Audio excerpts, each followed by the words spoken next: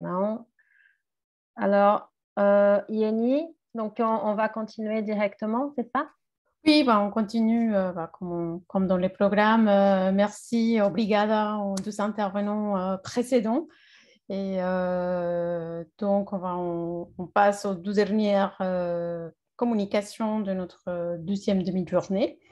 Pour commencer, donc, on va accueillir Marta Romero Moreno, que presenta su ponencia pues, con su colega Jesús Arroyave Cabrera, comunicación titulada Polarización entre el conflicto y la reconciliación, análisis de sentimiento de la conversación digital en torno a la paz en Colombia. Entonces, Marta, te voy a dar el derecho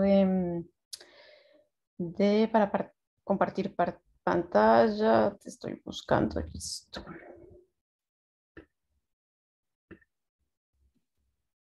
Creo que ya puedes compartir pantalla. Entonces tienes 15, máximo 20 minutos. Todavía no está habilitado.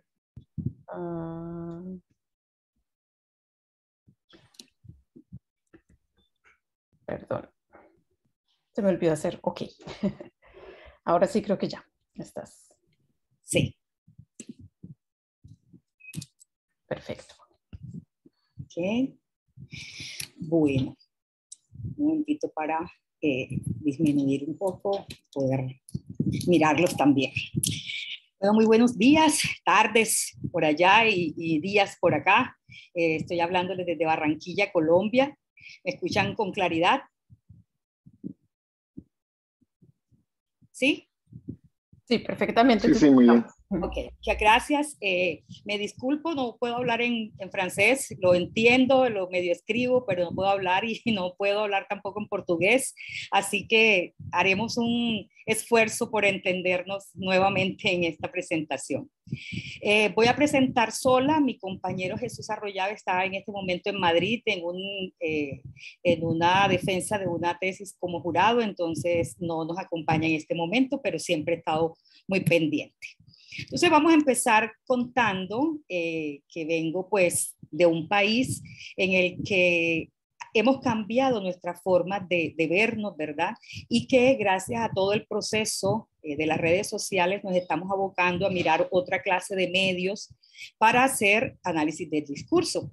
Cuando pretendemos hacer análisis del discurso, en especial en la conversación digital, la ciencia de datos y las técnicas de procesamiento de texto nos permiten analizar el mensaje de una persona, de un conglomerado, o sea, a partir de lo que hemos escrito, ¿verdad? Usando para ello técnicas o métodos informáticos. A este mundo llego con una avanzada edad y además con un avanzado proceso, porque mi vida anterior siempre había sido una mirada cualitativa y etnográfica a los procesos, sobre todo en comunicación y conflicto y política, que era mi focus de estudio, pero abocándome a todo lo que la sociedad nos está trayendo y lo que el mundo realmente está mostrando, empezamos a trabajar una serie empezamos a trabajar una serie de estudios a partir de la comunicación digital, de la conversación que se daba en los social media, haciendo eco pues todos los algoritmos y de las redes neuronales que me costaron aprenderlas, tuve que aprender un poco de programación y meterme en un mundo en el que yo creía que no era válido trabajar porque le quitaba la poesía y le quitaba el amor que yo le daba a los procesos desde lo cualitativo y lo etnográfico. Entonces, estas redes sociales y esta gran cantidad de datos a los que nos tuvimos abocados, ahí vemos una diferencia entre el ecosistema del Big Data en el 2012 y la cantidad que tenemos en el 2021, ¿verdad? Lo que nos hace pensar en que tenemos demasiada información entre nuestras manos y que ya no podemos quedarnos única y exclusivamente mirando los textos de los medios tradicionales. Pero, como lo decía nuestra compañera anterior, el problema también se presenta al intentar procesar toda esta gran cantidad de información que además de ser numerosa, el el cambio de significado a partir de los regionalismos y la ortografía además de las personas que escriben en las redes sociales hace más complejos los análisis. Entonces, las informaciones además tramitan por una cantidad de contextos, en especial en Latinoamérica, en el contexto político, que no nos podemos abstraer de ellos, somos sujetos políticos, pero además de eso vivimos en unos estados políticos absurdos, de cierta manera, ¿verdad? Ejemplo de ello es Colombia. En Colombia tenemos un acceso limitado y de una calidad no tan buena a Internet, según el reporte del 2021 del Global Information Technology Report, pero es uno de los países que más horas pasa navegando en Internet el ciudadano promedio. En eso sí ocupamos el cuarto lugar con una media de 9.10 horas, 9.1, perdón, horas diarias en la web.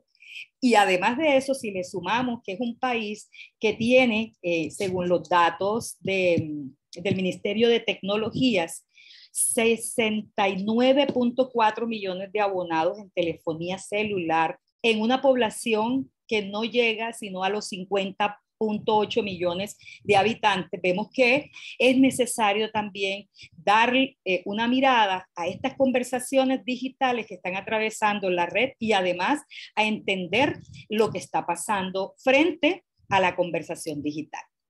En nuestro país, en Colombia, conocido por todos y todas, porque precisamente esta asociación se encarga de la mirada al discurso político, al discurso latinoamericano en general, pero hoy en esta oportunidad he notado, sobre todo en este grupo, ese peso, ¿no?, hacia la información política y muy especialmente también hacia la polarización. Yo voy a utilizar algunas imágenes que son de caricaturas para ayudarme también a mostrar algunos elementos sin necesidad de que sea mostrar la parte del estudio, que de pronto puede ser un poco pesado. Entonces, en Colombia estamos divididos desde hace mucho tiempo en dos, por muchas series de sucesos, como la violencia que vivió Colombia desde los años 20, 30, bipartidista, entonces eran liberales contra conservadores. Después, también cualquier elemento deportivo hace que se tome partido. Luego llegó la política más radical y Uribes y Santos marcaron un hito, ¿verdad?, dentro de la política colombiana. El plebiscito, ni se diga, ¿verdad?, los del sí y los del no, pero también, si hablamos de deporte, los que apoyan a los hombres con Nairo Quintana, entonces son los nairoquintanistas, y los que apoyan a las mujeres que están trabajando en el deporte con Mariana Pajón. Y si le nombran a uno algo relacionado con cualquier elemento que llame la atención desde el punto emocional, siempre hay una respuesta. Entonces, este estudio lo que empezó a mirar fue, primero, la existencia de esas redes sociales que había necesidad de trabajarla. Segundo, esa necesidad que también teníamos de trabajar el discurso digital y también mirar un elemento que nos sirviera de ejemplo para trabajar la realidad empíricamente de la polarización y no solo mirar lo que en la generalidad se decía. Entonces, este estudio analizó la conversación digital en Twitter, teniendo en cuenta las características del discurso, las relaciones que se derivan de los usuarios, porque nos interesaba ver cómo se relacionaban, y además el sentimiento dentro de ese discurso. El centro del estudio se basó en un análisis de sentimiento en torno a la refrendación del plebiscito, la refrendación de los acuerdos, perdón, en el plebiscito del 2 de octubre del 2016, pero se hicieron unos estudios previos durante la conversación del proceso de paz en La Habana y durante el fast track, que fue el proceso posterior al plebiscito, que como ganó el no, hubo necesidad de hacer unos arreglos, unas negociaciones y unas recapitulaciones para finalmente volverse a firmar. Entonces, el análisis de sentimiento, desde el punto de vista metodológico, también es conocido como minería de datos. Es una de las principales técnicas de estudio de datos textuales cuando se utilizan muchos datos, en este caso, esta cantidad de Twitter que nosotros logramos recopilar. Además de eso, la temporalidad del estudio fue específica y marcó desde el 23 de junio, cuando se cerraron las conversaciones, hasta el 24 de noviembre del 2016, que mañana precisamente se cumplen 5 años de la firma de ese acuerdo final. Acuerdo final porque se hicieron 2 firmas previas, una en La Habana el 24 de julio y otra en Cartagena el 26 de septiembre. Y la tercera, la final, fue el 24 de noviembre del 2016 en Bogotá, en el Teatro Colón. Las fases que trabajamos para esta investigación, una fue el desarrollo de un corpus y la recolección de data relacionando actores, cuentas, palabras clave, textos, los tweets, la conversación digital en esa ventana de observación que teníamos. Para eso utilizamos una lingüística computacional con procesamiento de lenguaje natural y minería de datos, y minería de textos, perdón. Después hicimos un entrenamiento y validación de un modelado a partir de 2 modelos estadísticos, el Navy-Bayes multinovial y el Bernoulli. Y por último, hicimos un análisis de los mensajes determinados a partir de las redes de influencia y del análisis del discurso promovido ya abiertamente en la conversación. Para eso trabajamos este proceso que se dio pues desde la problematización, escarpear los datos, estructurarlos, visualizarlos y luego hacer la interpretación. Para esto lo reconocen muchos y muchas de ustedes. Voy a ser muy breve en esta parte para centrarme más en el análisis. Voy aquí pendiente del tiempo. En medio del panorama que nos encontrábamos en ese momento, que estábamos analizando en esa ventana de observación, tenemos que contextualizar que eso que estábamos viviendo se había dado por este conflicto armado en Colombia, que es un conflicto el más largo del mundo, con guerrilla, y muy largo también por la forma como se estaba dando el proceso. 250.000 muertos y 8 millones de personas desplazadas internamente en Colombia. Tuvimos entre 1958 y 2018, según datos del Centro Nacional de Memoria Histórica, y un conflicto que se daba de manera particular entre guerrillas, paramilitares, la mafia y procesos de delincuencia común, e incluso las Fuerzas Armadas que hacían la guerra en el territorio. Por eso el 81.5% de las víctimas en Colombia del conflicto no son ni guerrillas, ni paramilitares, ni mafia, ni las Fuerzas Armadas, sino los civiles, nosotros, que éramos los que quedamos en la mitad.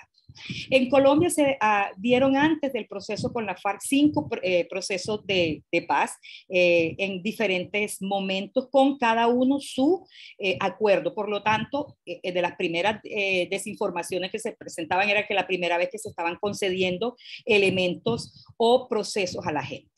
Entonces, para la primera parte hicimos una extracción de entidades, se hizo el tratamiento de los datos y se consolidaron 2 peticiones de datos, una por usuarios y por palabras clave, y se obtuvo una base de datos de 761.017 tweets. Posteriormente, con todo esto se hizo el entrenamiento, ¿no? Trabajando los diccionarios que tenían palabras clave relacionadas con el conflicto, y para ello también nos ayudamos de unos directorios que ya existían en España, y de un proyecto que se llama Infocor, que trabajó también el conflicto a nivel europeo.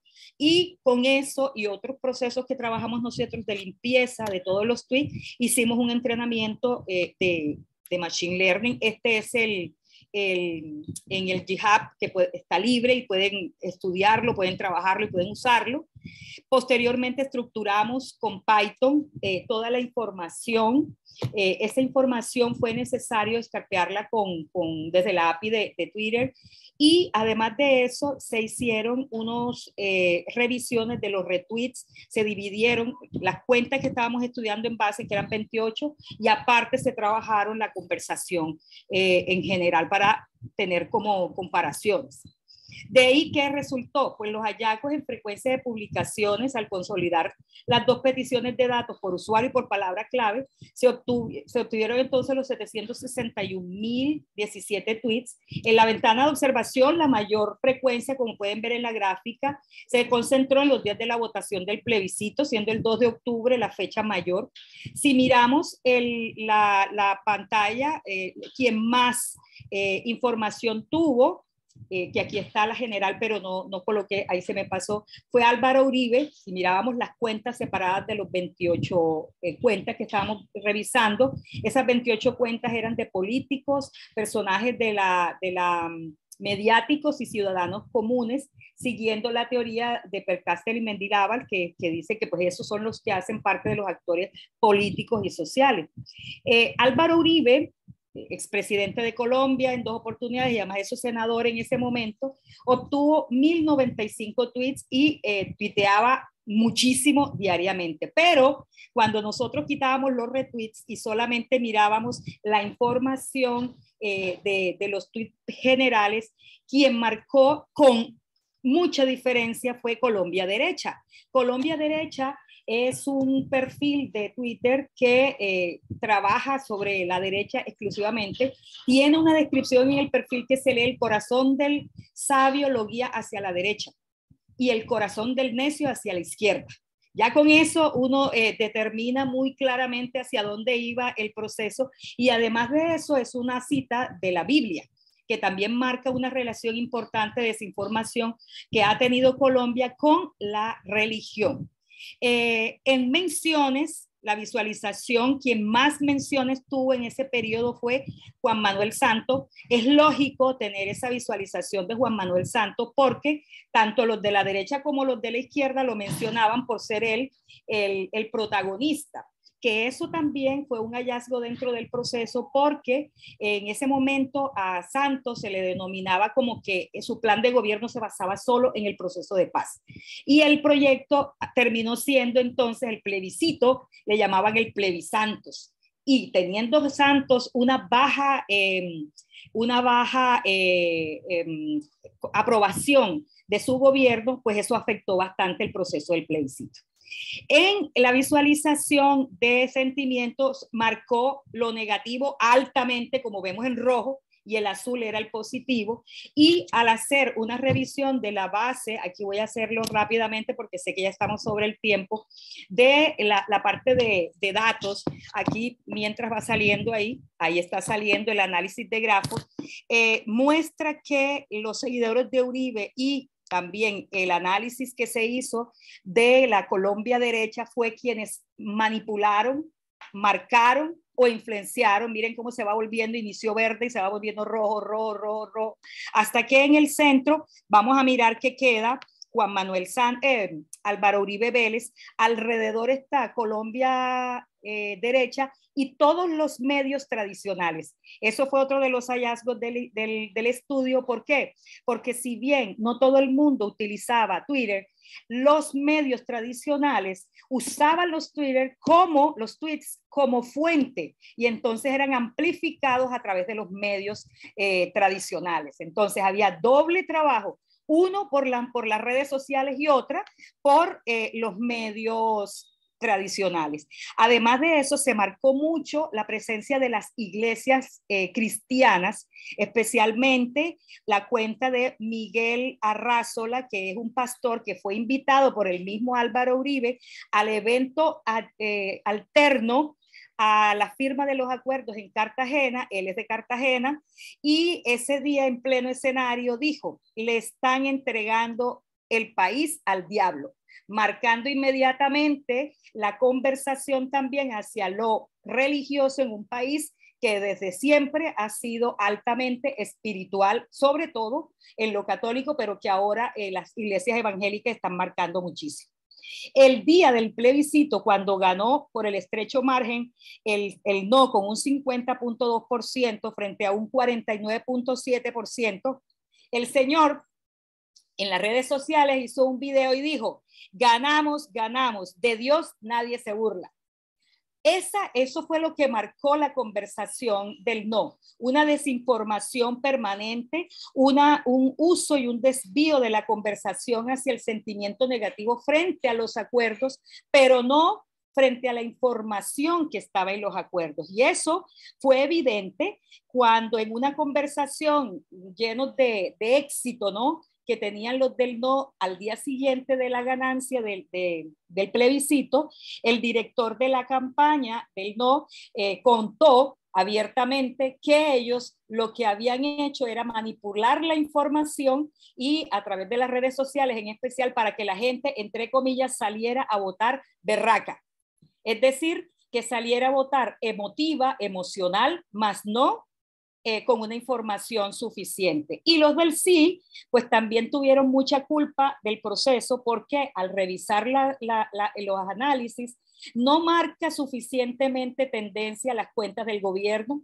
El presidente queda en sexto lugar en información y también las cuentas del gobierno, por lo tanto, no fueron tan contundentes cuando tenían una información suficiente para ser ganadores, por lo menos en la información. Entonces, la conclusión a la que llegamos con esto es que frente a la data estudiada, se puede indicar que el discurso que se manejó durante el plebiscito, antes en la conversación y durante el fast track, fue populista, que tenía todos los rasgos de ser populista, que eso habría que hacer otra conferencia solo exclusiva para marcar y mostrar todos los tweets, las frases y las palabras de cómo se marcó el populismo dentro de los tweets, con sesgo, que fue lo que se presentó aquí, el estudio de sentimientos hacia la negatividad, y que aprovechó las redes sociales y los medios, los social media, como también la desinformación probada frente a la cantidad de mentiras que fueron chequeadas por instituciones como Colombia Check y como la MOE, ¿verdad? Que el movimiento de observación electoral, que movieron las emociones de medio y odio frente a la votación del sí y del no. Los partidarios del sí se confiaron en el clima favorable.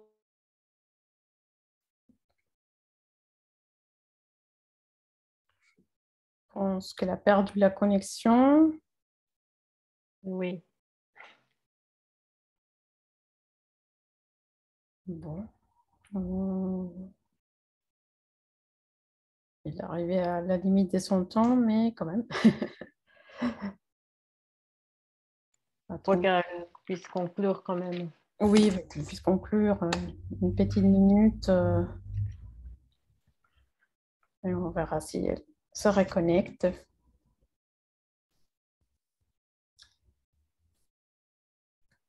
Dans l'attente, si vous avez des questions pour elle, on entendra ensuite la dernière présentation de la journée, mais si jamais vous avez des questions, vous pouvez utiliser l'espace de discussion sans problème.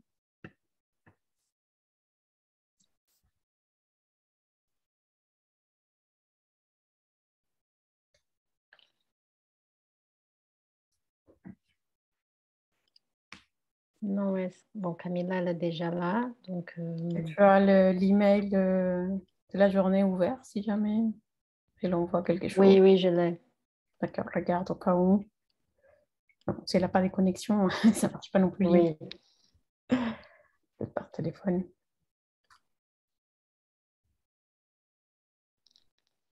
Ah, elle est là.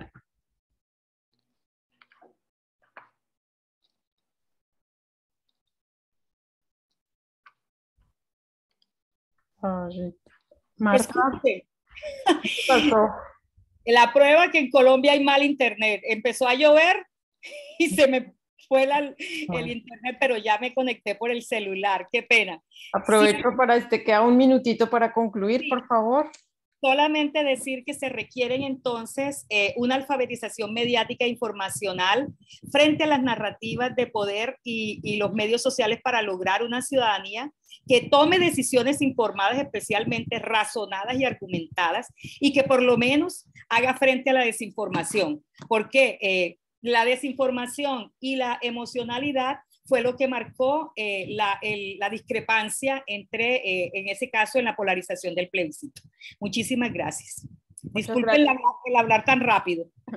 Muchas gracias a ti, Muchas Marta. Y gracias. bueno, vamos a pasar a la segunda ponencia y las preguntas al final para todos. Parece. Alors, on va passer à notre dernière intervention. Et donc, Camilla, je pense que vous avez déjà les droits pour partager votre écran. Donc, on va entendre Camilla Oulepsir, j'espère bien prononcer votre nom, qui va nous présenter une communication intitulée « Les dialogismes dans les discours en ligne, analyse et procédés ». Vous avez 15 à 20 minutes comme tous les autres intervenants. Merci. Bonjour à tous. Je peux partager? Normalement, oui, c'est bon, vous avez déjà les droits. Alors, l'animateur a désactivé. Ouais. Non. On avait eu notre Camilla, en fait. C'est ça, ouais. C'est ça le problème. Ah, normalement, c'est bon maintenant. Partage.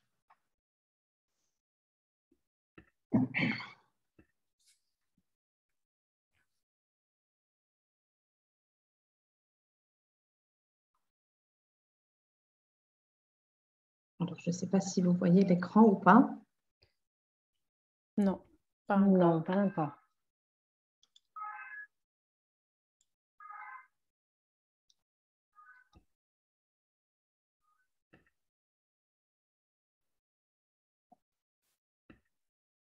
Alors, j'attends.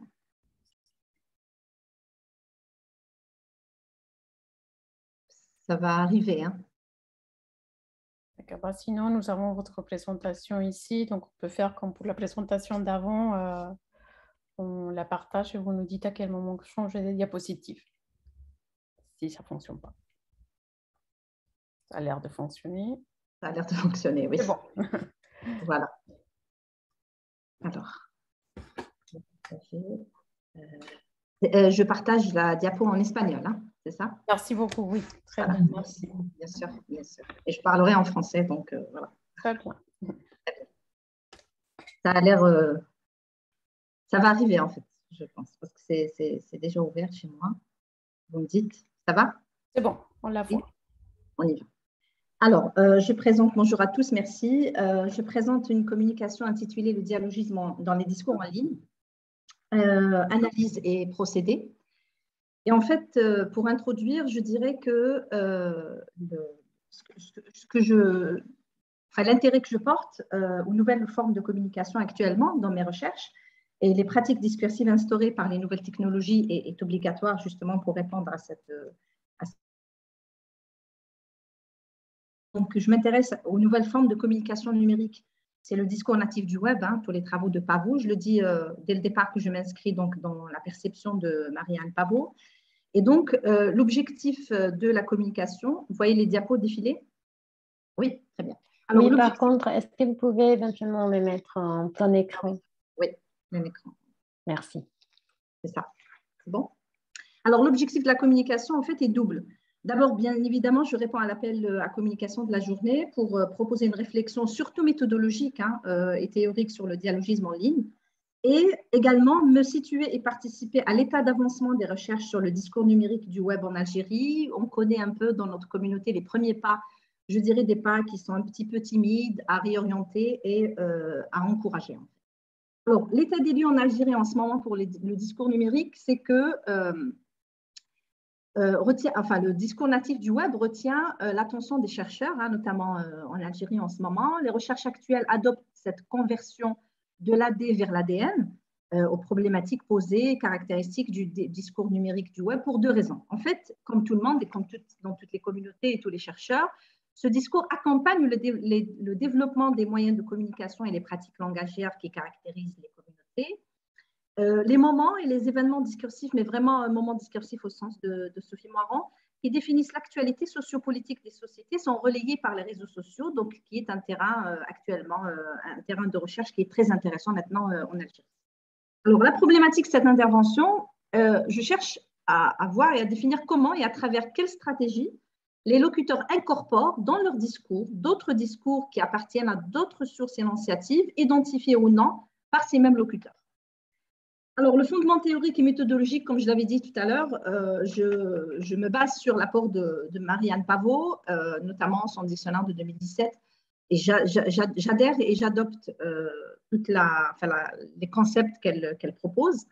Donc, le discours numérique du web, on l'a défini durant ces 2 journées. L'ensemble des productions langagières produites en ligne dans des dispositifs logiciels d'écriture, ces technodiscours qui doivent être pris et étudiés dans leur environnement écologique. Je passe rapidement parce qu'on l'a vu dans toutes les communications et dans celles des conférenciers. Alors, on adopte et on défend une écologie post-dualiste, hein, puisqu'on dépasse une approche logocentrée des phénomènes discursifs et on essaie de penser ce rapport entre le linguistique et l'extralinguistique, on allie entre le discursif et le technique. Or, ce qu'on constate actuellement, le constat général des travaux actuels en Algérie, notamment dans les mémoires de master et les thèses de doctorat, c'est qu'il y a une emprise de cette donnée, c'est-à-dire que les corpus sont pris simplement d'Internet, mais on ne fait pas attention à cette jonction du discursif et du technique. Alors, je cite quelques travaux, mais ces travaux, j'attire votre attention, ont pris cette composante d'allier le discours au plan technique. Alors, je cite quelques travaux, mais vous les voyez. Voilà, je cite quelques travaux. Et en fait, ces travaux ont pris en considération justement cette jonction entre le discursif et le technique. Et il y a des références en bibliographie. Je vais vous les montrer après. Alors, mon travail est centré sur la notion de relationnalité, telle qu'elle a été définie par Pavot. Alors, j'attire l'attention également que je travaille sur le côté technologique simplement, technique on va dire, pas discursif des données. C'est-à-dire que je ne regarde pas le dialogisme dans le discours d'un point de vue, c'est-à-dire pas la composante discursive, mais la composante technologique, voilà, qui accompagne, enfin, tous les moyens qui accompagnent ce discours du web. Alors, pour analyser justement cette relationnalité, je pars du postulat suivant. La relationnalité des discours en ligne, elle est matérielle et informatique. En fait, cette relationnalité des énoncés, elle est déjà étudiée dans le cadre de l'analyse du discours à travers tous les concepts qu'on connaît d'intertextualité, de dialogisme, de mémoire discursive, qu'on a l'habitude de travailler dans l'analyse du discours pré-numérique. Et donc, très rapidement, je passe sur les caractéristiques, les 6 caractéristiques du discours numérique qui ont été citées un petit peu par tous les participants, mais aussi dans la conférence de Marianne Pavot. Je retiens celle qui est en rouge, c'est la relationnalité. D'un point de vue matériel, c'est du dialogisme. Les énoncés sont relationnels. C'est une nouvelle vision de la discursivité qu'on essaiera de voir donc, à travers les analyses. Alors, le corpus est construit à partir de 2 situations de crise. La 3e vague de la Covid-19 en Algérie en juillet 2021, suivi des incendies meurtrières en Kabylie en août 2021. Donc, 2 moments discursifs, 2 situations de crise. Alors, le contenu du corpus, c'est un ensemble de posts et de commentaires qui sont diffusés sur 2 pages Facebook entre le 15 juillet et le 15 août. Bien évidemment, je prendrai quelques exemples parce qu'en fait, c'est un corpus très large qui a servi beaucoup d'études, beaucoup de conférences et beaucoup d'articles. Alors, première page, c'est Corona Covid-19 Algérie Information et la 2e page, c'est algérie360.com. C'est un site web d'information. Alors, le genre du corpus, très rapidement, ce sont des posts et des commentaires. Alors, si je travaille, il n'y a pas beaucoup de commentaires, il y a beaucoup plus de posts dans cette étude, dans cette présentation. Alors, ce sont des commentaires plus particulièrement, enfin, si je réponds au classement de Pavot, ce sont des commentaires discursifs, c'est-à-dire que c'est un technodiscours second, parce qu'en fait, ce technodiscours second est l'un des lieux de la relationnalité. Il est métadiscursif et identifié par des métadonnées puisqu'il est géré par des boutons répondre et réagir, etc. Donc, il est déjà dialogique. Alors, technique du recueil, je pense que comme un petit peu tout le monde, c'est les captures d'écran pour préserver justement ce caractère composite, parce qu'en fait, on ne peut pas travailler autrement. Méthodologiquement, donc, j'investis des concepts définis par l'ADN, l'analyse des données technodiscursives, mémoire technodiscursive, hypertextualité, traces numériques, redocumentation, donc tous les concepts proposés par Pavot. Alors, pour l'analyse du corpus, je présente d'abord les données et je propose une analyse de la dimension dialogique. Donc, voilà les 2 pages sur lesquelles j'ai travaillé, donc Covid-19, coronavirus et Algérie 360. Ce sont les 2 pages d'où j'ai extrait les données analysées. Alors, l'exemple 1 et 2, nous avons une capture. Il y a un lien vers la couleur jaune, c'est pour attirer l'attention sur des choses que je commenterai plus tard. Donc, le jaune, là, pour souligner qu'on fait qu'on partage un contenu, il y a des hashtags en bas. Alors, c'est un techno-discours, donc les 2 exemples. Là, voilà. ce que Pavot appelle aussi technodiscours rapporté, c'est une forme numérique native de discours rapporté. C'est le dispositif technologique qui assure la distinction entre les deux discours, citant, le discours citant et le discours cité. Et donc, on active un outil de partage pour incorporer un discours cité dans un discours citant. Voilà, ça c'est le principe de cette relationnalité.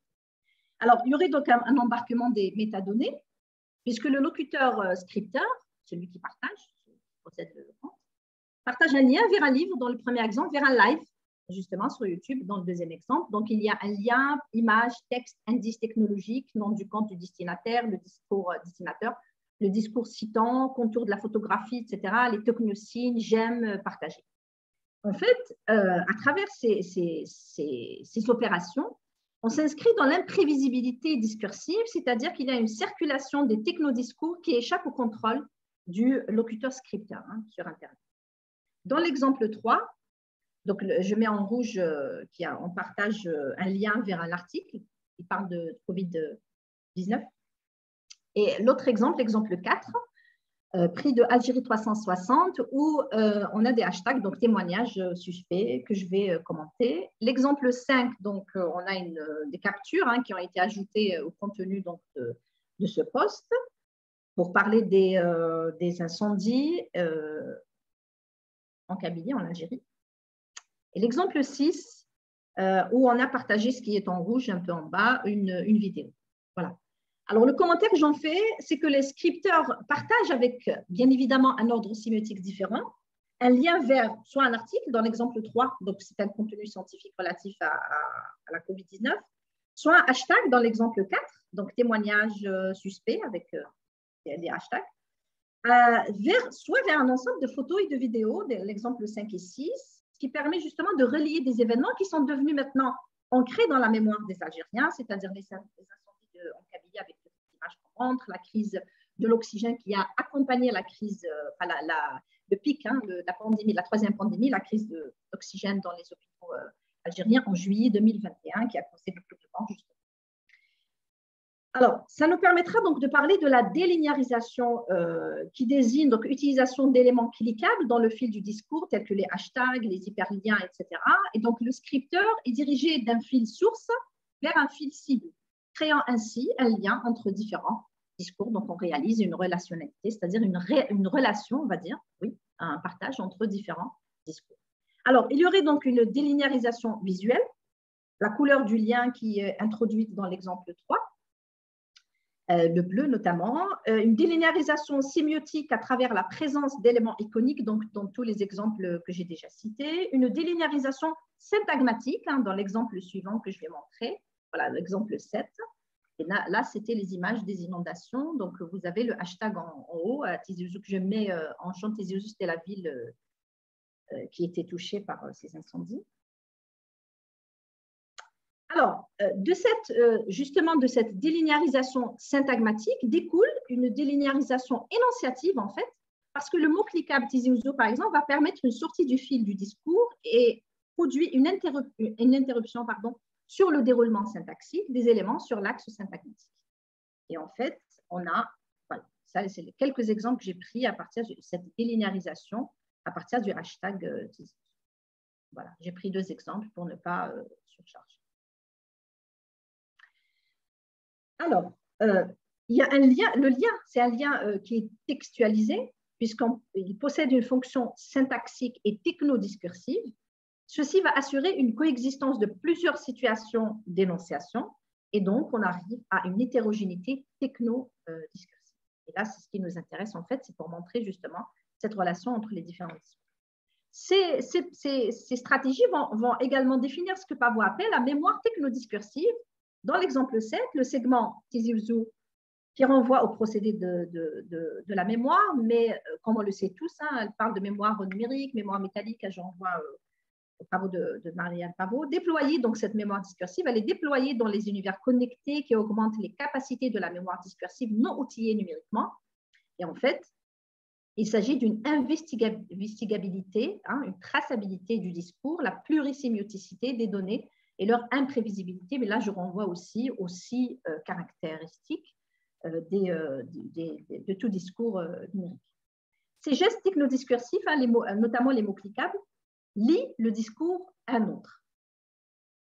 Et en fait, cette mémoire discursive relative aux incendies ou à la crise Covid, à la crise oxygène aussi dans les hôpitaux en Algérie, ne résulte pas de notre interprétation, mais elle est dégagée par la mémorialisation. Donc, ce sont des données qui sont rassemblées à travers les techno-mots qui rappellent, qui font des rappels d'un événement. Et le fait de le partager, c'est qu'il y a un rappel justement parce que ils deviennent des événements qui sont connus, des données qui sont connues. Les métadonnées embarquées donc, assurent la redocumentarisation des énoncés, la date de publication, notamment août 2021, moment de l'événement, le lieu de production, l'adresse IP, etc. C'est ce que Pavot, donc ça va conduire à ce qu'elle appelle une contextualisation réflexive qui est caractéristique justement des systèmes numériques.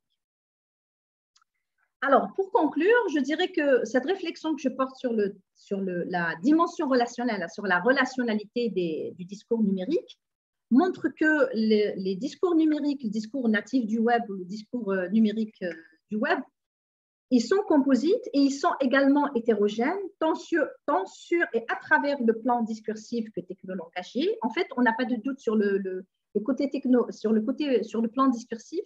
Si on analyse la composante discursive, on renvoie à tous les concepts de l'analyse du discours pré-numérique qui nous permet justement d'étudier cette dimension dialogique. Il n'y a pas de doute là-dessus, mais en fait, le côté technologique aussi, ils sont composites.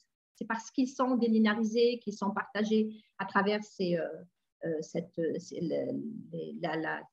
la mémoire technodiscursive, ou la délinéarisation, ou la contextualisation réflexive, etc. Ils deviennent donc hétérogènes. Les analyses montrent que ces discours sont augmentés, ils sont délinéarisés, hypertextualisés par l'ajout de contenu, d'images, de textes et à l'aide de technomots. C'est-à-dire que ces ajouts, ils vont permettre justement d'incorporer un discours dans un autre discours. La délinéarisation, la mémoire technodiscursive définissent ce dialogisme, cette relationnalité entre les discours et cette hétérogénéité des données sur le web.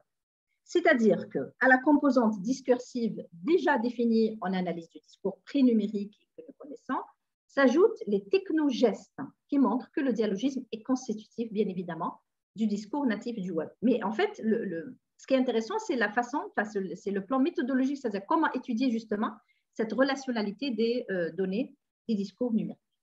Les données numériques sont considérées non pas for corpus, et là j'emprunte le terme à Pierre-Rosac, Isabelle Pierre-Rosac, ce ne sont pas des données qu'on extrait d'Internet. Internet n'est pas un moyen de for corpus, mais as corpus, c'est-à-dire c'est en soi, et ça je pense qu'on l'a dit à travers les différentes interventions de ces 2 journées, pour arriver à une intelligibilité du sens. Mais en fait, le questionnement, c'est comment cette relationnalité est définie, à travers quels éléments et comment on peut l'étudier. Voilà, c'est une réflexion plutôt d'ordre méthodologique pour dire si la relationnalité, quelque part, on définit le dialogisme à travers cette dimension relationnelle entre les discours et à travers toutes ces stratégies techno-langage. Voilà, je vous partage, voilà, ça c'était la dernière diapo justement je vous partage la bibliographie pour les travaux, notamment les travaux que j'ai pu réunir, travaux des Algériens qui portent justement sur les discours natifs du web et qui sont prometteurs à mon sens, mais qu'il faudra peut-être encourager et qu'il faudra justement développer pour définir, on va dire, travailler beaucoup sur plusieurs corpus. Et surtout, en fait, le constat qui m'a justement intéressée, c'est qu'on a laissé de côté cette fusion qui est obligatoire et qui définit tout discours natif, cette fusion entre le discursif et le techno-langage. Voilà les travaux, cette bibliographie, les travaux de Achour, Basliman Khennour, Bourdèche, Chibli, Tabataoul, Moulouah, etc. Voilà, que je pourrais vous partager. Voilà, je vous remercie de votre attention. Merci beaucoup Camilla pour votre intervention, pour tenir bien dans les temps. Oui. Donc, on va sans plus attendre, on va donner la parole au public pour les questions, que ce soit pour Camila, o pues pasamos al momento de la discusión para las preguntas que puedan tener también para Marta o para Camila. Entonces, la palabra es del público.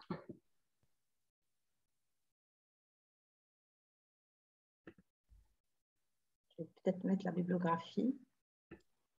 Voilà.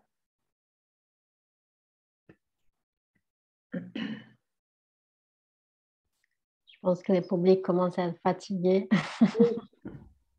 Oui, c'est la fin. C'est la fin. Bueno, si no, pues tengo una pregunta, pero pues espero un rato para el público.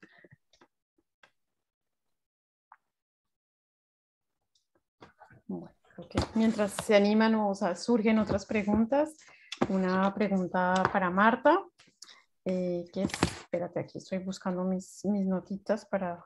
Sí, Marta, pues todo tu trabajo me pareció muy interesante, bueno, por todo el esfuerzo que hiciste para entrar a analizar ese tipo de discursos informáticos y bueno, que requiere una formación y todo este trabajo, pues muy bien por ese lado.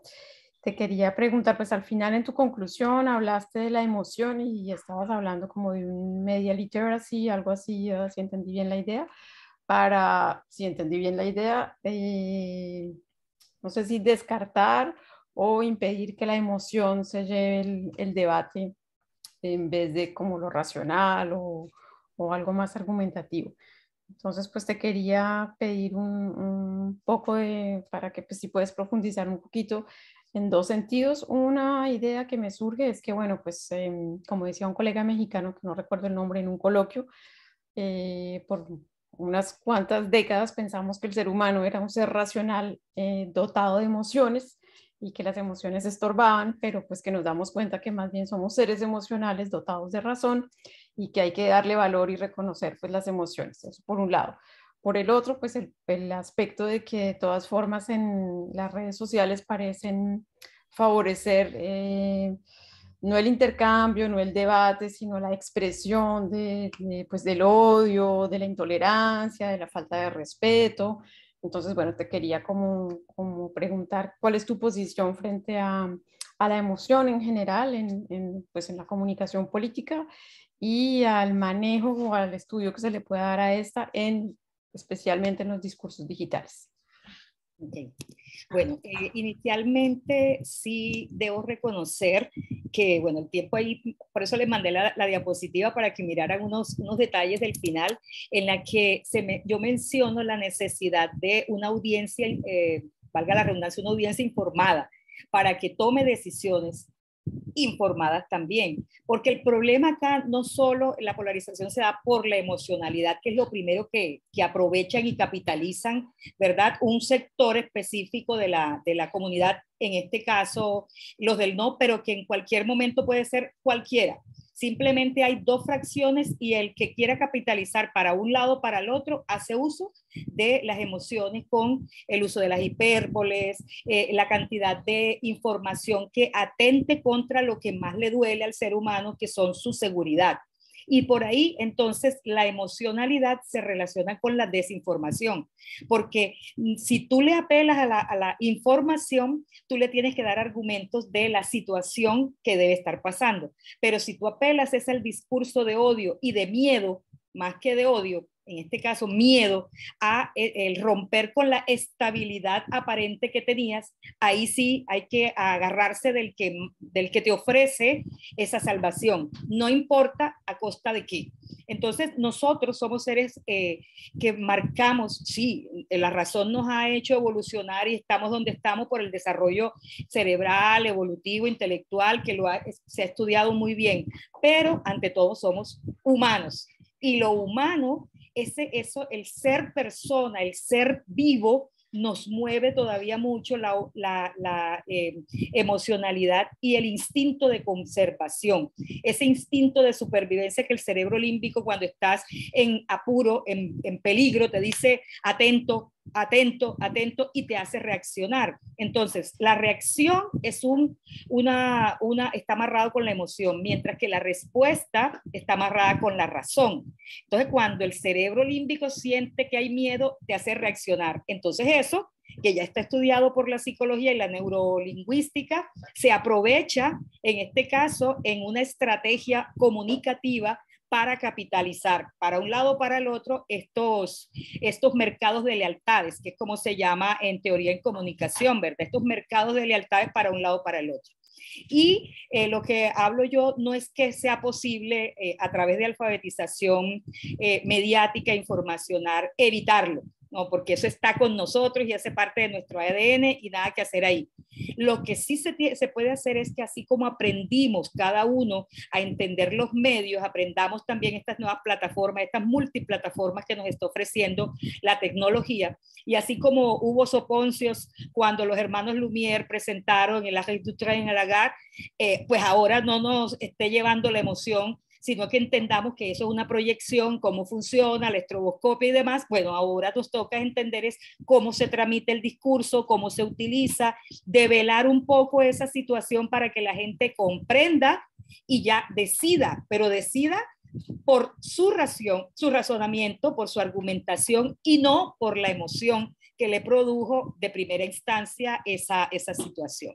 A eso me refiero con la alfabetización. Creo que eso es lo que toca seguir haciendo, porque el evitar la desinformación, hay N formas de hacer chequeo. Realmente, si hay periodismo verdadero, no debe haber desinformación, pero como ahora somos prosumidores, no solo los periodistas son los que nos dan la información ya, sino que también cada uno desde su espacio de Twitter y sobre todo desde el incógnito, ¿no? Mira que hay cuántas redes falsas, cuántos perfiles falsos, y de esos perfiles es que se agarran uno para esconder la verdad y utilizar esa máscara para decirnos lo que quiera.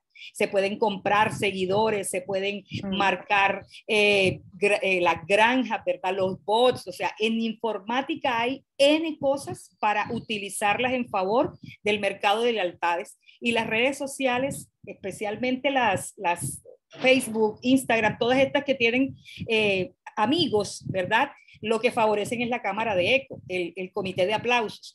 Pero Twitter es un microblog, por lo tanto es más parecido a un medio, es un medio social más que una red social, y ahí entonces la gente se está informando y por ahí es donde se está yendo la desinformación y causando estos grandes problemas, sobre todo a nivel político. Y nosotros nos estamos abocando a más de una. O sea, ejemplos se han estudiado frente a las elecciones, y esto del plebiscito es una elección, pero cada vez que nosotros tomamos una decisión es una elección. Entonces, ¿hasta dónde puede tramitar eso de lo político a lo político real? Somos seres políticos. Hasta lo más sencillo, que es decidir a quién le creo, es una decisión, hasta lo más complejo, y es decidir a quién le doy el voto para el gobierno del país. Entonces, todo eso se puede tramitar pienso, con la alfabetización audiovisual y siguiendo nuestra línea, ¿no? Que no solo nos quedemos, que no es malo, en el análisis de los discursos, desde lo lingüístico, desde lo morfológico, desde lo ensayístico que podemos lograr, porque sigue siendo súper valioso trabajarle a lo etnográfico, a lo cualitativo, pero como es tan grande el volumen de información, pues ya tenemos que meternos también a trabajarle al Big Data y a mirar cómo nos ayudamos con esto tecnologías, ¿no? Que prueba fehaciente se puede, hasta esta edad, en el 5º piso, aprender a programar. Muchas gracias, Marta. Totalmente de acuerdo contigo. No habrán más cosas para discutir. Ya lo discutiremos con el artículo que vas a presentar. Je vais donner donc la parole à Sophie Moiron. Sophie, tu as levé la main, donc tu as la parole.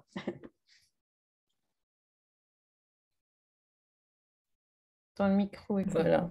Voilà, c'est bon. Oui, alors j'ai trouvé ces deux communications tout à fait intéressantes, très différentes, d'accord, et tout à fait intéressantes.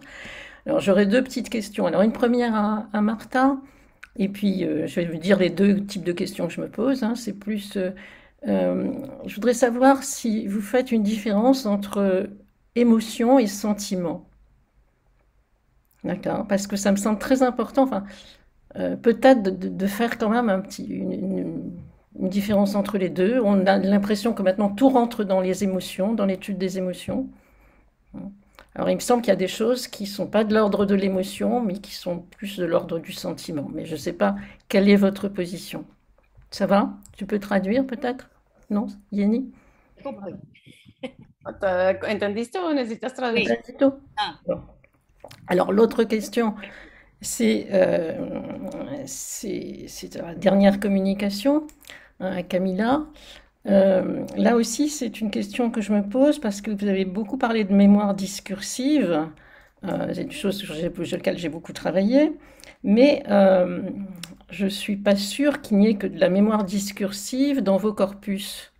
Parce que quand on a les photos des incendies de Kabylie, ou même quand on voit sur l'écran les bouteilles d'oxygène, etc., pour la Kabylie, je veux dire que quand pour le Covid-19, je veux dire que c'est de la mémoire, mais c'est pas discursif.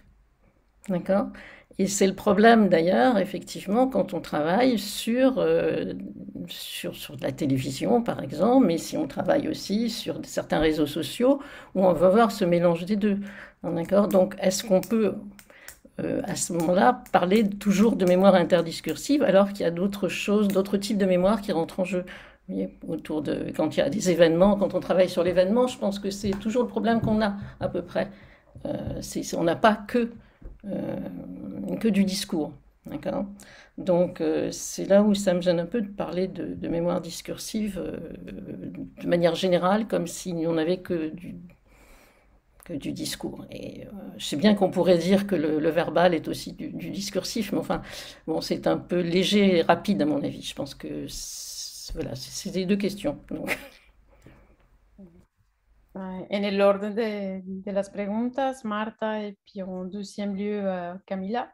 Marta. Muchas gracias. ¿Sí me entiende? Pues, Sí. o tocará que alguien le traduzca. Ah, ok, maravilloso. Yo comprendo español. Oh, maravilloso.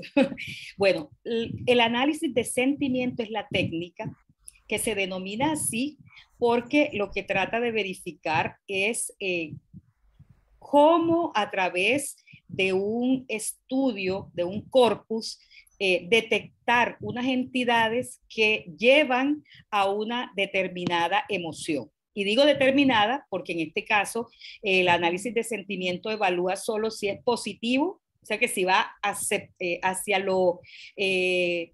los atributos positivos o atributos negativos frente a una determinada área, en este caso las palabras relacionadas con la paz, el plebiscito y la paz. Hay que determinar que cuando se hace análisis de sentimientos se trabaja con unas palabras determinadas, un directorio, por eso se llama análisis de sentimiento, pero cuando nosotros hacemos ya el análisis completo de sentimiento y relacionamos con las emociones, nos basamos en la respuesta a nivel neuroquímico, cerebral, que da el cuerpo a ese estímulo, que en este caso fueron las palabras.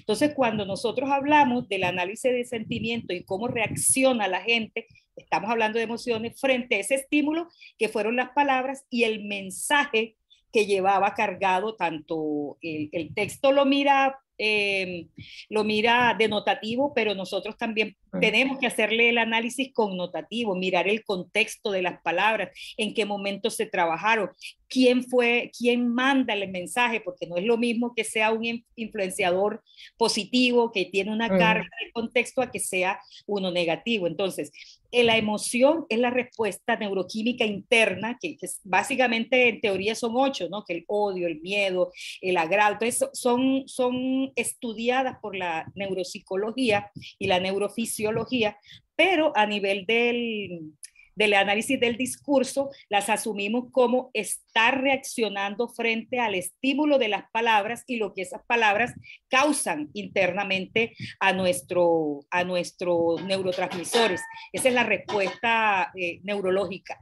Y la evidenciamos en respuestas que pueden ser, ahorita con la conferencia última, ¿verdad? Esos me gusta o no me gusta, o el retuitearlo, ¿verdad? Que puede ser también el adherirse a esa emoción y que causa también una respuesta, no necesariamente dentro del discurso, como fue en el plebiscito, que se pretendía mover la emoción con las palabras y el mensaje, pero para que la respuesta fuese en otro lado, que era en la votación del sí o el no, porque mucha gente no escribía y no reaccionaba frente a las palabras directas del mensaje, sino que la respuesta quedaba aquí.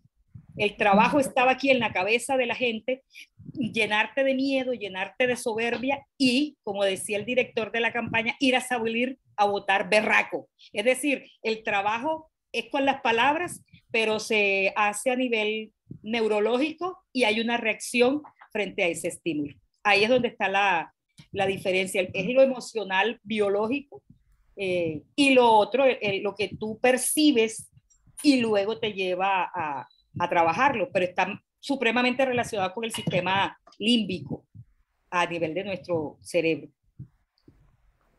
Muchas gracias. Y une caresse au chat. Une caresse al gato. Una caricia al gatito. Ese es me estaba diciendo que tenía hambre. Aquí son las 12. Así. Gracias, Marta. Camila. Alors, oui, merci Sophie Moirand pour cette remarque. C'est vrai, moi, ça pourrait être une piste aussi parce que oui. Moi, je m'intéressais à la mémoire discursive, c'est vrai, dans les discours, on va dire pré-numériques. Je pense que Pavot parle aussi de mémoire numérique et de mémoire métallique. Je ne sais pas, c'est vraiment une piste. Hein. C'est vraiment on peut lancer une réflexion là-dessus parce qu'il y a le côté iconique, il y a le côté, il n'y a pas que le discours. Mais je reprends peut-être une définition très rapidement de mémoire, ce qu'elle appelle à travers les travaux la citation de Diaz 2015, que mémoire métallique, celle produite par les automates, les machines, bref, un simulacre de mémoire, au contraire du fonctionnement vertical de la mémoire discursive. Oui. Il y a filiation du sujet à un réseau de mémoire, il y a actualisation dans une formulation pour signifier. Une mémoire métallique, je ne sais pas vraiment si on peut lancer une réflexion là-dessus, mais comme j'ai dit au départ, que vraiment mon travail, c'est un travail de chantier, que je commence réellement à m'intéresser à ces concepts. Voilà. Mais j'ai bien noté. C'est une question que je me pose toujours, oui, justement. Oui, oui. C'est ça, voilà. Mais je la poserai aussi peut-être avec vous parce qu'en fait, il n'y a pas que du discursif. Et là, tout l'intérêt aussi de ces discours numériques, c'est qu'il y a le discursif et le techno-langagier à côté. Voilà, c'est pour ça qu'il y a ordres sémiotiques différents, mais c'est vraiment, voilà. Mais je ne sais pas à quel degré aussi on peut faire le rapprochement entre cette mémoire métallique dont parle Pavot et discursive. Je ne sais pas si elle est avec nous, Marianne Pavot, pour peut-être faire le lien ou nous expliquer. Mais voilà, merci. En tout cas, c'est une piste. Hein. Oui, parce qu'en fait, les photos, il y a des dessins, il y a voilà, des photos. Ça, voilà, exactement. C'est encore autre chose que le métallique. Quoi. Enfin, oui, même si c'est dans le métallique intégré. Mais... Voilà, c'est ça. Mais voilà. Mais après, je ne sais pas comment on peut nommer. C'est vrai, interdiscursive ou je ne sais pas. Peut-être je ne trouve pas un autre concept à part peut-être expliquer qu'il y a deux plans ou d'un point de vue sémiotique, c'est différent. Mais oui, c'est ça. C'est vrai que voilà, c'est ça. Parce que c'est pas la même chose. Enfin, du tout. Oui, du tout. Même du point de vue mémoire, quoi, je veux dire. Tout à fait, oui. Non, je suis consciente, mais il faut peut-être séparer les plans ou voilà. Et merci bien. Merci à vous. Merci pour vos deux communications. Merci beaucoup. Merci. Est-ce qu'il y a d'autres questions? Preguntas todavía? Moi, j'aimerais juste une dernière toute petite question à Camila, si je peux me permettre, parce que j'avais dit tout à l'heure qu'en fait, ton travail, c'est vraiment de chantier et tout, et que ça ne fait pas très longtemps que les chercheurs et chercheuses commencent vraiment à s'intéresser à cette discussion-là, qu'avant, c'était vraiment de récupérer les captures d'écran et après les interpréter telles qu'elles sont, prendre en compte justement cet environnement. Oui, enfin, et même, si je peux me permettre, Camila, que en fait, et même quelquefois, on ne travaille pas sur des corpus à partir des captures d'écran. Moi, j'ai eu des thèses à examiner et des masters où on prend carrément la composante discursive et on l'analyse. Et on dit que c'est des discours natifs du web. Donc voilà, peut-être j'essaye juste de vous expliquer, voilà, un petit peu le constat que j'ai vu. Ce ne sont pas tous les travaux qui font ça. Oui. Oui, non, je voulais juste savoir justement, plutôt de ces points de vue, j'aime bien comprendre un peu l'évolution des disciplines, on va dire, dans des pays, dans des contextes différents. Oui. Et je voulais savoir justement par rapport aux travaux qui sont en cours actuellement, parce que vous nous avez présenté une petite liste en fait de certains travaux, et j'aimerais savoir justement quelles sont les thématiques, sur quoi ils portent, parce qu'on a vu aujourd'hui, hier, des conférences, mais parfois c'est plutôt sur la politique, parfois sur la polémique, enfin ça peut être autour de thématiques différentes qui sont parfois effectivement transversales, mais j'aimerais savoir un peu quelles sont les thématiques et tout, les perspectives qui sont mobilisées. Très rapidement, hein, pas besoin d'entrer dans les détails. Et surtout, une autre question qui m'intéresse, c'est est-ce qu'on peut parler des spécificités peut-être de technodiscours au contexte algérien? Est-ce qu'il y aura des spécificités plus... J'y travaille, oui. Ouais, J'y travaille, voilà. peut-être je commencerai par la deuxième partie de la question. J'y j'ai essayé justement pour cette communication de réunir un petit peu les travaux qui ont été faits, mais je pense qu'il y a peut-être d'autres travaux, il y a des thèses et des mémoires que je n'ai pas citées, pardon. Mais est-ce qu'il y a des spécificités? Ce serait un petit peu difficile de répondre comme ça parce que vraiment le travail est en chantier. J'essaie d'encourager, enfin, du moins les masterants et les thésards à s'orienter un petit peu dans cette perspective et à encourager aussi à lire Pavot et à découvrir cette analyse du discours numérique, Pavot et autres, entre autres. Et en fait, les spécificités, j'aurai peut-être une réponse une fois que les travaux sont recensés, une fois une fois que j'arrive à lire un petit peu la somme des travaux qui ont été faits dans ce sens. Par rapport aux thématiques, il me semble qu'il y a des situations de crise, comme toute communauté qui intéresse les chercheurs en Algérie. On essaie de capter donc tous les discours qui sont produits donc à partir de ces situations. Mais il y a aussi des travaux, si je remonte à quelques travaux qui ont été faits en 2017, de 2017 à 2019, c'est vraiment les spécificités du discours numérique, tel qu'au corpus discours et texte, et nouvelles perspectives numériques, le technodiscours d'une manière générale, du nouveau de l'analyse du discours traditionnel. Donc, on explique un petit peu cette conversion, ce passage de l'AD numérique à l'ADN. Des concepts un peu plus, on va se spécialiser, comme par exemple les actes de langage dans le discours, les procédés autonominatifs, par exemple, tout ce qui est identité du numérique, le pseudonyme, ça a été fait, des analyses sur le pathos, par exemple, sur Facebook.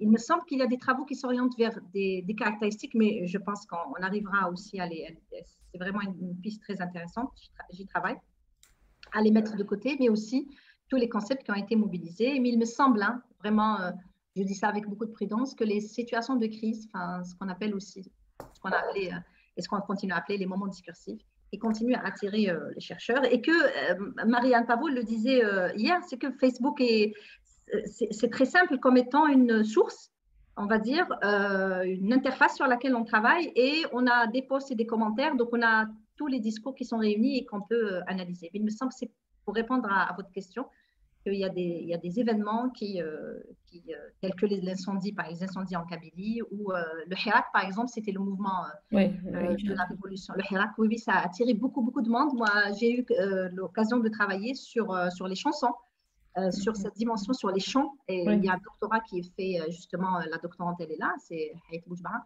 qui travaille justement sur les chants qui est relatif, bien évidemment, au mouvement du Hirak en Algérie à partir de 2019. Donc, ça a donné quand même beaucoup d'études là-dessus, et il faudra peut-être faire le point, je dirais, entre guillemets, sur ce qui a été fait, sur ce qui reste à faire. J'avais dit que l'un des objectifs de la communication, ce n'est pas simplement de montrer à quel degré on peut travailler la relationnalité proposée par Marianne Pavot, mais aussi à encourager et à faire le point sur les travaux qui ont été faits en Algérie en ce moment, et à encourager cette piste vraiment très intéressante sur le discours numérique natif. Merci beaucoup, Camilla. Ça répond tout à fait à la question. Camilla. Je trouve ça toujours intéressant de voir aussi en fait, l'importation de certains exactement, travaux. C'est l'objectif de ces événements aussi, de ces journées, c'est de faire connaître aussi ce qui se fait par-ci et par ailleurs. Voilà, tout à fait. De partager des expériences. Merci beaucoup. Merci à vous. Merci. Bon, s'il n'y a pas d'autres questions, je crois qu'on attend quand même la limite de notre temps. Yanni, je ne sais pas si tu veux dire un mot pour conclure peut-être, sinon je l'ai fait. Merci à tous nos intervenants qui sont encore là. Effectivement, la demi-journée a été longue et riche. Pour les intervenants, donc, on reviendra avec vous prochainement pour les consignes pour la publication. On espère que vous acceptez de participer. Donc ça, dans les semaines à venir, vous aurez plus d'informations. Et sinon, je n'ai pas d'autres remerciements. J'étais déjà là. Et des personnes qui nous remercient aussi dans l'espace des discussions. Merci à vous. Camila, tu souhaites ajouter quelque chose? Je vais peut-être juste dire un mot très rapidement en português pour les collègues brasileiros. Então, para os brasileiros e brasileiras que estão aqui, a gente vai logo voltar a escrever para você sobre o projeto de publicação. Vai ser um dossiê temático, né, a partir dos textos que vocês vão poder produzir a partir das comunicações das duas jornadas. E a gente vai enviar um e-mail com todos os conselhos, as instruções necessárias para as revistas, também as normas de publicação nas próximas semanas. Obrigada pela participação, pelos comentários, pelas trocas. E c'est tout.